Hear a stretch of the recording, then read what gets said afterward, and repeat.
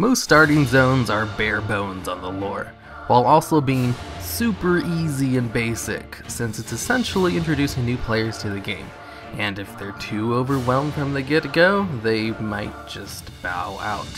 So, I've gone back and played through every starting zone and made sure to actually read all the quest text, and I've compiled a list of what I believe to be the 5 best starting zones based on quest diversity and lore.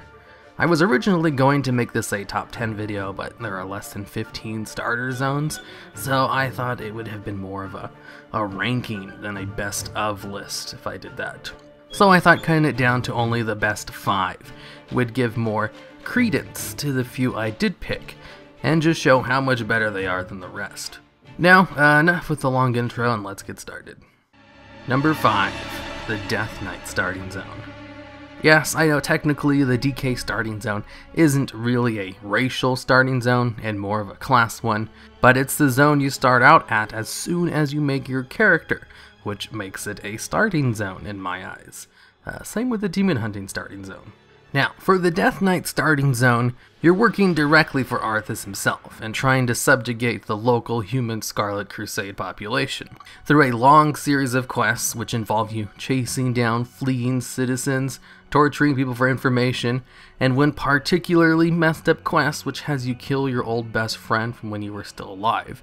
You get to see how you broke free from Arthas' control and watch Tyrion cleanse the Ashbringer. You know, Ret Paladin's future artifact weapon. Now, let's rate the zone. I developed a 3-point grading scale to judge all the zones on: lore, fun quests, and aesthetics.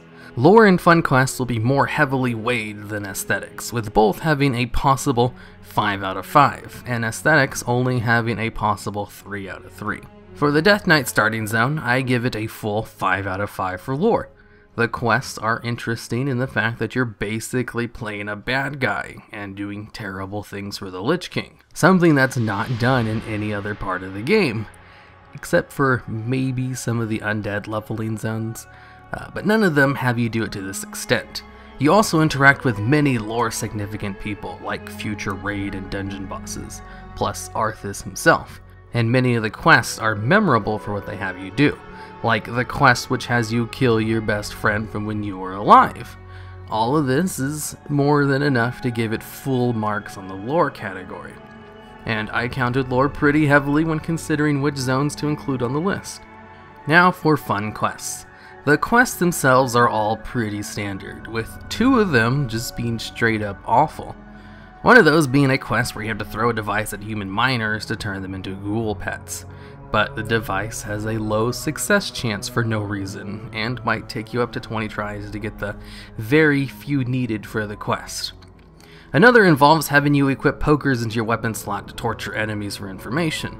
Thematically, it's a good quest for the zone. Your character is evil, and you're doing an evil thing and torturing people for information.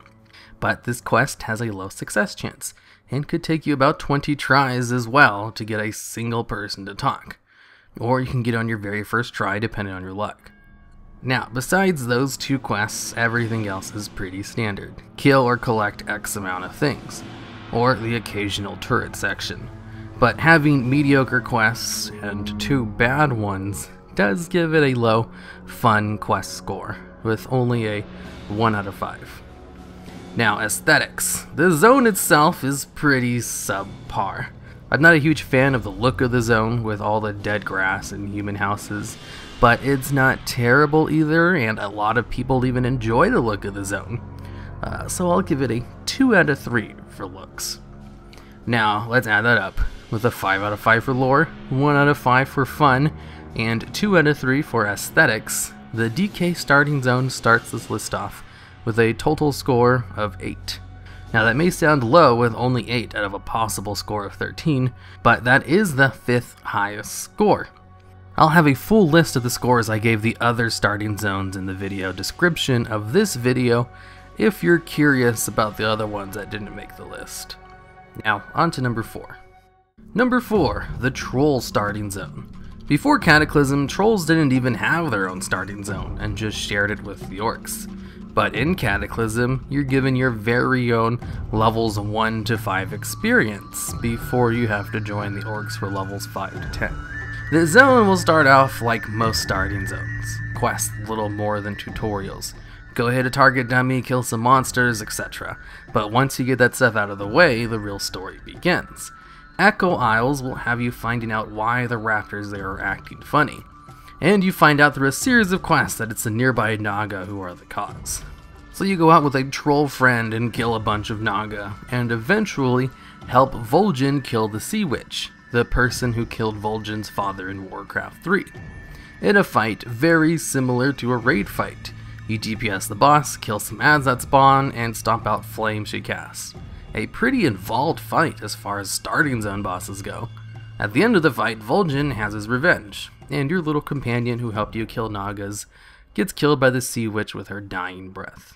You then go back to the inn that you started at, and have the option of listening to some lore-important dialogue from Vol'jin about his feelings towards Garrosh when he first took the mantle of Warchief. Then it's off to Durotar. The thing that makes this zone good is its pretty lore-significant characters you help out. It's not often you get to fight with the leader of your race in a zone, let alone against a lore-significant boss. But to be fair, the Gnome starting zone has you do something similar, but it doesn't have raptor quests and neat ways to get you from island to island without having to run there yourself. Now, on to the scores. For lore, the trolls get a 4 out of 5. Believe it or not, you help Vol'jin kill a super important villain lore-wise. The Sea Witch you kill at the end is the same Sea Witch that killed Vol'jin's father in Warcraft 3, and is a big reason why Vol'jin joined Thrall's Horde. It's honestly surprising such a major lore event is handled in a starting zone quest. That alone should have given a 5 out of 5 to be honest. But in the grand scheme of things, the quest isn't actually all that interesting, and she hasn't really done anything of note since Warcraft 3. So, it was more of a way for Blizzard to tie up a loose end more than anything else.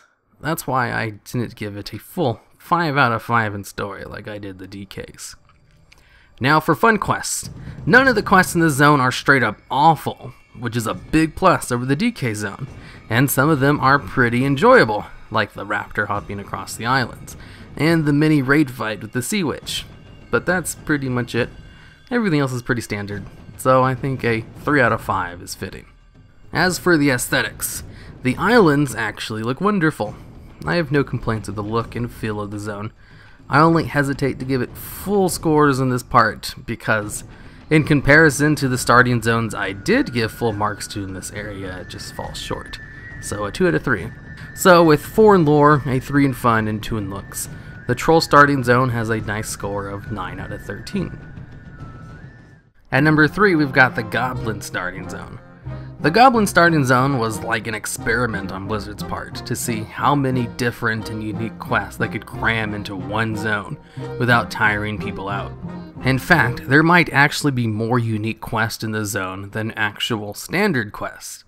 And the standard quests you do sometimes have a humorous spin to them, like the quest that has you rescue caged goblins by attaching rockets to the side of the cages and launching them into space, rather than just killing the nearby pirates for keys to the cages. And the pirates absolutely are carrying the keys to the cages on them. You can loot them as trash items. You just use rockets instead, because why not? You also get to ride around in a car for the first half of the zone, which has an instant activation requirement.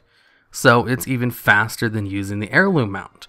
Plus, like with most goblin questing, the quests themselves are all mostly morally questionable.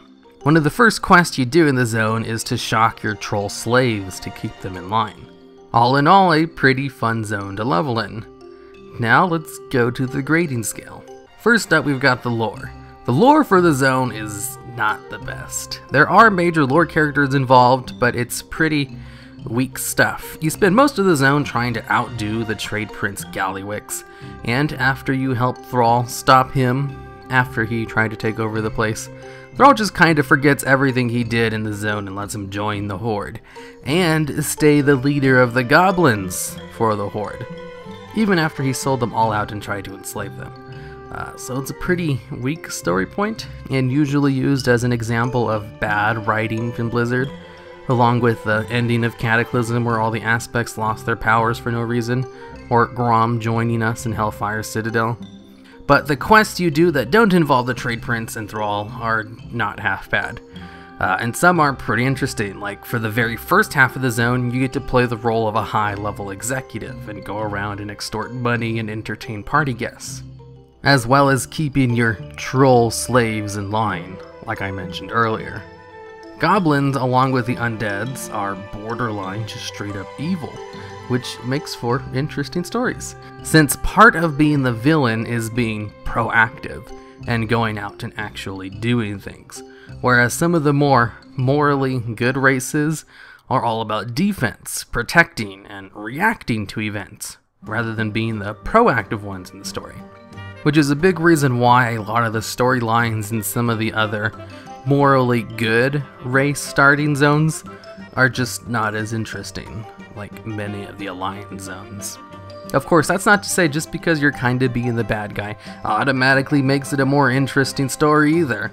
There are plenty of great leveling zones where you're the morally good person doing heroic things as well. Just not too many in starting zones.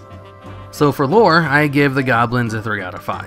Some of it is interesting, but it also has the whole Gallywix and Thrall things, which bogs down what otherwise would have been a 4 out of 5. Now, onto the fun quests. The Goblin starting zone probably has the highest amount of fun or unique quests in any leveling zone in the game. I should also point out that just because a quest is unique doesn't make it fun. There are plenty of unique quests that are terrible, like most turret quests. The Goblin starting zone does have a few turret quests as well, but they're all very quick and don't take too long to accomplish, which is not the case for the bad ones that take forever. Some of my personal favorite quests are the one which has you bladestorm around plants to clear the way. Also the one where you simply have to run over looters with your car to complete the objective. In the context of the storyline, you're running them over to steal the loot that they stole. But in the quest, you don't even need to get out of the car or loot the corpses once you run them over. Just simply killing them will give you the credit, which is very convenient. There's also a quest where you have to throw banana bombs at monkeys to get rid of them, which send the monkeys crazy high into the air. There's one where you have to put on fire boots to burn goblin zombies in droves, and another where you have to fire a bazooka at a giant fire turtle to kill it while avoiding its instant kill breath. And a few other great ones that I've already mentioned earlier on this part. The only bad thing about the quest is that there might be too many unique quests, which could piss off people who are just used to the regular style of questing. But having too much of something unique, I think, is a good change of pace, and not an entirely negative thing, as the only thing it really affects is blitzing through the zone if you're just trying to power level quickly. So the score for fun quests is a 5 out of 5. Also, this is the only starting zone with a full score in this category. Now for aesthetics. The starting zone is split into 2 parts. The first part is an oily, falling apart mishmash of buildings and roads that do not look safe to live in or drive on, which isn't a negative thing. It does look neat in its own goblin way and fits their theme perfectly. The second half takes place on an island that is just beautiful. No complaints about the island you finish the zone on. It just looks great, but not all that different from other island-like zones, so no real detriments, but no real super positives either. So I give it a 2 out of 3. It does its job and does it well, but not as well as the zones with a full mark in this category. So a 3 for lore, a perfect 5 for fun, and 2 for looks. The Goblin starting zone gets a total score of 10 out of 13. Number 2, the Worgen starting zone. I remember seeing the early footage of this zone when Cataclysm was still in PTR, and being super excited to try it out. I don't even play Alliance, and I had no plans to, but I wanted to make a Worgen and experience the starting zone because it just looked so good. And when I finally got around to doing it for myself, it wasn't as great as I'd hyped it up to be, but it was still pretty damn good. I was not let down. You start off as a human who's defending the town from a Worgen attack, only to turn into a Worgen yourself and kill all your allies. You're then brought back to sanity years later and go on a couple of tasks to prove you're not a mindless killing machine anymore. When the Cataclysm happens and the Forsaken attack, now you're trying to fight off the Forsaken and save Genn Greymane when he's kidnapped by his most trusted advisor. After a series of exploits, you free Genn Greymane and watch Godfrey jump off a cliff, killing himself, choosing to rather die than serve a worgen. Now let's get into the scores. For lore, I gave this zone a 4 out of 5. Very good, no major complaints, and the story was very interesting and engaging. When you're fighting off the worgen in the beginning, it really feels like you're in a different kind of game. And the twist where after everything you did to try to fight them off, you end up turning yourself and kill the people you were helping. The whole first part was excellent, and if that was the end of the story, I'd have given it a 5 out of 5. But the story continues. You learn a lot about the worgen and the politics of Gilneas, which is fine and everything, but it's through the guise of proving that you're no longer a threat to your allies and have come to your senses. Which again is fine and everything, but it's just not as exciting or interesting as the first part of the zone. But then towards the end of the zone, when the Cataclysm hits and the undead invade almost right away, things get interesting again. A field you were previously questing in was now underwater, and you had to fight through First Landers undeads and help the common people escape to a non-war front. And then Genn Greymane gets kidnapped by his trusted advisor, the guy who first talks to you when you gain your sanity back, and it's up to you to free him. So the first and last parts are great, but it gets kind of bogged down in the middle with a pretty boring story. Now on to the fun quests. There aren't too many unique quests in the zone. Most are pretty standard, with standout quests towards the end where you have to sneak around to find Genn Greymane and free him. And while the quests in the first part are not all that unique, the context of the quests makes them more exciting than standard quests. So I give it a 3 out of 5. Not too many fun quests, but the quests were fun for different reasons, and there were no just straight up bad quests either. Now for the aesthetics. 3 out of 3. Full marks. I love Gilnean architecture. Another reason why I was so excited to play the zone when I first saw the PTR footage of it. The whole zone just looks gorgeous, and it ended up being just that. Gilnean architecture was without a doubt my favorite in the game, and the whole mood of the zone always feels like everything takes place at night, which just adds to the overall atmosphere of the zone. The aesthetics for the zone are so good that I just couldn't bring myself to give other good-looking zones a full score in comparison. If you're wondering why I gave the Goblin starting zone a 2 out of 3, even though I said it looked great, because sure, the Goblin starting zone is a good-looking island, but it's not god-tier levels of good like the worgen starting zone. Also, just because a zone looks good doesn't mean the zone itself is good. I also gave 2 other zones full marks in aesthetics that don't make the top 5. The Tauren and Night Elf starting zone. In fact, that's why I made the aesthetics of the zone a lower weighted score than the other 2. Because it was giving the Tauren and Night Elf starting zones high enough numbers to possibly make the top 5, despite the quest in both zones being, for the most part, pretty boring. Mulgore is just hands down my favorite zone in the game. If WoW ever dies, I'm going to spend my last few moments before the servers go down in Mulgore, just so my character can stay there forever. But the quests and story in the zone are not very good. Same with the Night Elf starting zone to a lesser extent. The zone itself is beautiful, taking place on top of a giant tree. The quests aren't as bad as the Tauren starting zone, but they're nothing special either. So with a high score of 4 out of 5 for lore, a 3 for fun quests, and a perfect score of 3 for looks, the worgen get a total score of 10 out of 13, tied with the goblins. Gilneas is the only starting zone that both looks amazing and has a great story, and questing experience behind it. So what could possibly top that? Number 1, the Undead starting zone. Not only is this the best starting zone, but it's possibly one of the best questing zones in the game. Well, I mean, it's at least in the top 10. But why? 2 words, Lillian Voss. This zone contains the start of the Lillian Voss story. The story of Lillian Voss is great. So good, in fact, that I think I've mentioned it like 3 other times in other list videos. It almost always comes up whenever I talk about good quest chains or undead lore characters. There are some other cool things about the zone too, but they're unimportant compared to Lillian Voss, so let's get straight into the checklist. Lore, 5 out of 5, because it has the Lillian Voss story in it. It also has a lot of important information about the lore of the undeads as a whole, but I'm not really going to talk about that. I'm mainly just going to talk about Lillian Voss. One of the first quests you do in the zone is to help 3 other newly risen undeads come to terms with their new life of undeath. Lillian is one of the 3 and runs off in denial at the news.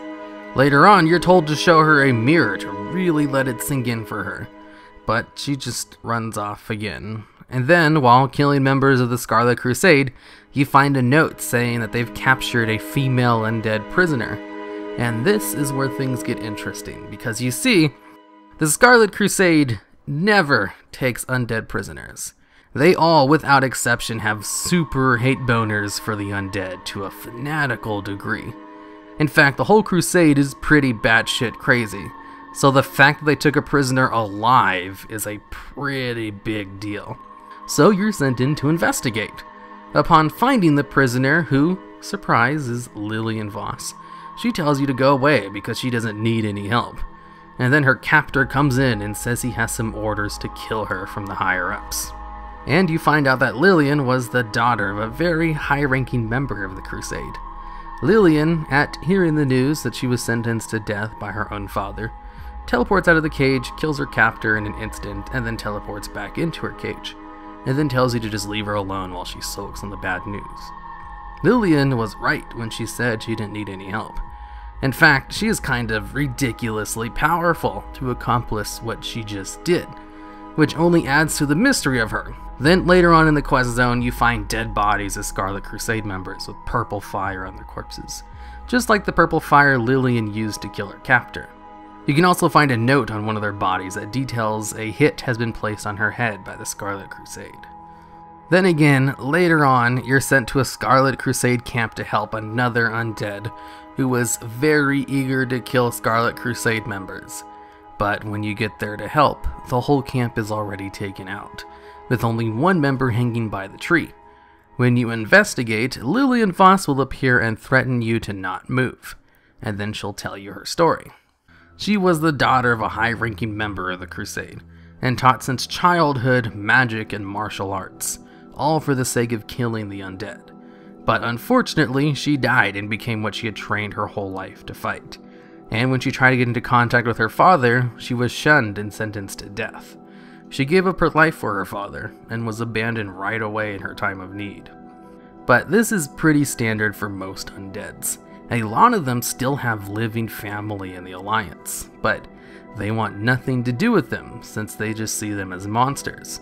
Her story is a nice way of telling what happens to the average undead, without having to just straight up tell you through exposition. So her story is very appropriate for the undead starting zone. Only Lillian Voss is a little different from the standard undead, because she's crazy strong, probably one of the strongest undeads in the game, and she will ask you to help her kill her father. So you go with her up the slope to where her father is, and she doesn't really need your help. She just straight up murders everyone you come into contact with instantly, and sometimes even mass pulls them in to kill them all at once.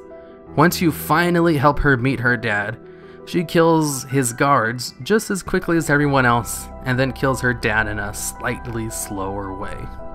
And that's the end of her story in the starting zone. But her story is continued in another zone, a few dungeons, and even recently with a rogue order hall in Legion. But this video is about the undead starting zone and not those other ones. So for lore, undeads get a 5 out of 5 for just having the Lillian Voss storyline in it. But everything else is fine too and doesn't do anything to drag down its score. As for fun quests, watching Lillian Voss mass murder Scarlet Crusade members is pretty fun, but everything else is pretty standard with no terrible quests to bring its score down. So I give it a 3 out of 5. It's no goblin starting zone. And as for aesthetics, Tearsful Glades is a good looking zone and fits the theme of undeads perfectly. plus Undercity is my favorite capital city. But it's not god tier levels like the Worgen starting zone, so I can't give it full marks in comparison to that. So it just gets a 2 out of 3 for looks. So its total score with a perfect score of 5 for lore, middle of the road scores for fun and looks at 3 and 2. The Undead starting zone ties with both Worgen and the Goblin zone with a total score of 10 out of 13. But since I value lore and good storytelling the most, I ordered the 3 zones who tied for first place based on their lore scores, with Undead coming out on top for having a perfect score in that category. And that's it for the list. If you want to see the scores I gave the other starting zones, just take a look in the video description and I'll have them all listed there. You may have noticed that 3 out of the 5 zones are Horde ones, with only one of them actually being an Alliance zone. And I will admit, I do have a Horde bias, but I tried my best to have an unbiased viewpoint when evaluating the zones, and it just so happens that most of the Alliance zones are kinda boring. I mean, I even put the Trolls on this list, and I hate Trolls. I like all the Alliance races more than Trolls, but even I had to admit that the Trolls had a decent-ish starting zone. And Worgens almost took first place. If I weighed aesthetics evenly with lore and questing, they would have been in first place. But I couldn't do that. Lore and questing is more important.